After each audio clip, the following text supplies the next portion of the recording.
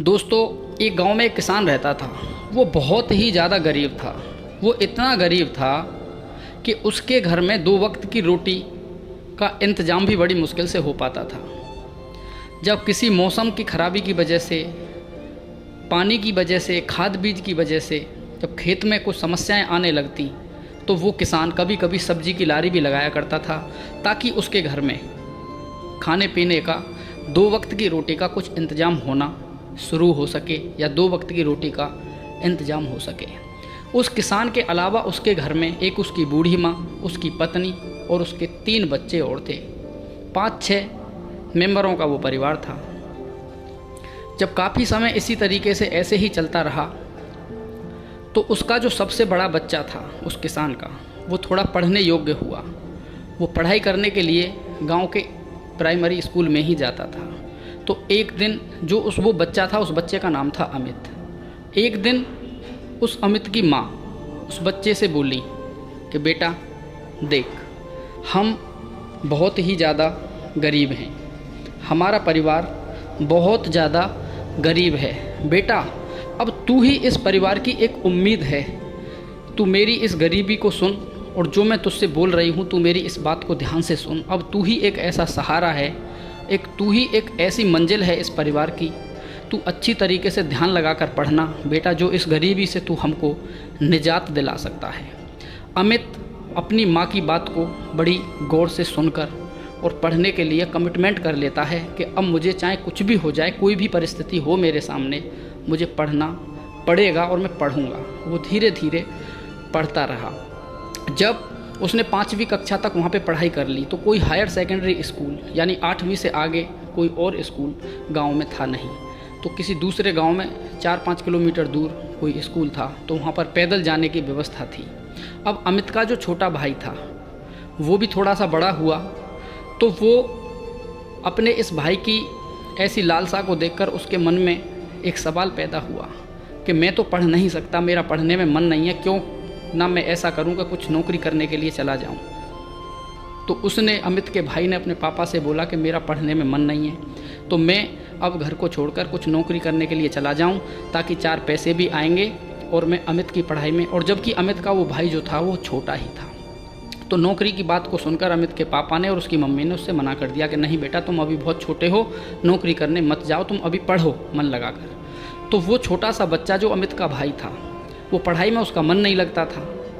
वो धीरे धीरे इतने डिप्रेशन में चला गया कि एक दिन उसने आत्महत्या कर ली और मर गया।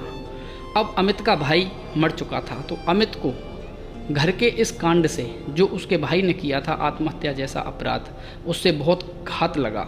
उसको बहुत ज़्यादा ऐसा घात लगा कि उसके दिमाग पर इसका बहुत बड़ा असर पड़ गया। लेकिन कोई और बच्चा होता तो इस बात से घबरा जाता और पढ़ाई को छोड़ देता। लेकिन जब अपने भाई की ऐसी हालत और इस तरीके की कंडीशन और ऐसे मर जाने की कहानी जब वो बार बार सोचता, तो उसके दिमाग में सिर्फ पढ़ाई पढ़ाई याद आती।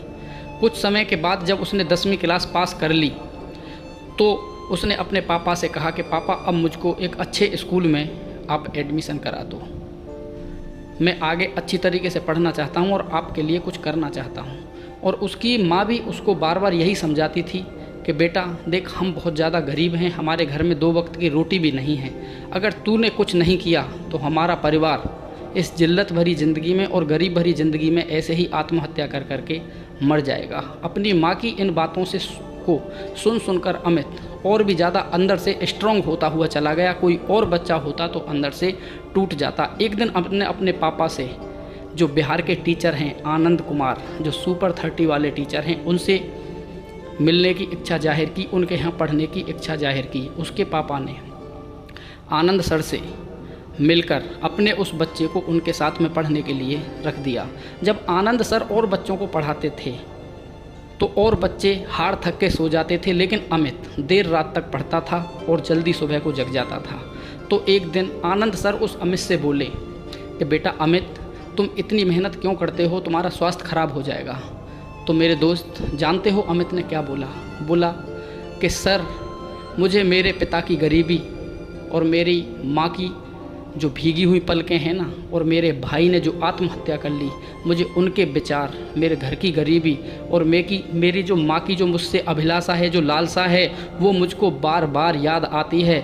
और मेरा जो भाई जो मर गया है ना, आत्महत्या कर ली है उसने गरीबी में दबकर, उसका चेहरा मेरे सामने आता है तो मेरी रात की नींद उड़ जाती है। मैं सही तरीके सो नहीं पाता, इसीलिए फिर मेरा पूरा फोकस रहता है कि मैं और ज़्यादा पढूं। दोस्तों, ये कोई बनाई हुई कहानी नहीं है, ये सत्य ही कहानी है। और वो आज अमित अपनी मेहनत और सफलता की वजह से, आनंद सर ने उसको पढ़ाया तो आज वही अमित नाम का जो लड़का है वो बड़ा हो गया है और वो IIT में आज पढ़ रहा है। हम और आप सब मिलकर दुआ करते हैं कि वो भविष्य में एक बहुत बड़ा आदमी बन जाए, ताकि उसको बहुत अच्छी उपलब्धि मिल सके। दोस्तों, हम भी गरीब होते हैं, आप भी गरीब होते हैं, हमारे माता पिता के बहुत बड़े सपने होते हैं।